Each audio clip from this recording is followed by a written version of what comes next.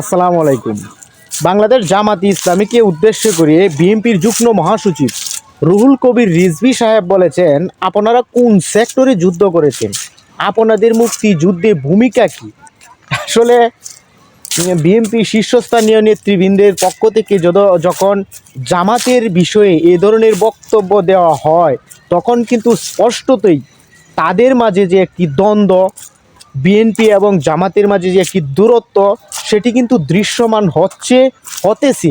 এ নিয়ে কিন্তু সাধারণ নেতাকর্মী এবং সাধারণ কর্মী সমর্থক যারা আছে, তারাও কিন্তু বিএনপি এবং জামাতের মাঝে যে একটি বন্ধুত্বপূর্ণ সৌহার্দ্যপূর্ণ সম্পর্ক ছিল, সেটি নিয়ে কিন্তু অনেকটাই চিন্তিত আছে। কারণ তারা যে ধরনের বক্তব্য দিচ্ছে, বিশেষ করে হাইকমান্ড, আসলে আমি জানি না এটি কি রাজনৈতিক কোনো কৌশল, নাকি আসলে জামাতকে কোণঠাসা করা, এটি আমি বলতে পারবো না। কিন্তু জামাতের আমিরের পক্ষ থেকে এবং জামাতের নেতৃবৃন্দের পক্ষ থেকেও কিন্তু বিএনপির বিপক্ষে বিষোদ্গার, বিএনপির বিপক্ষে বক্তব্য দেওয়া হচ্ছে।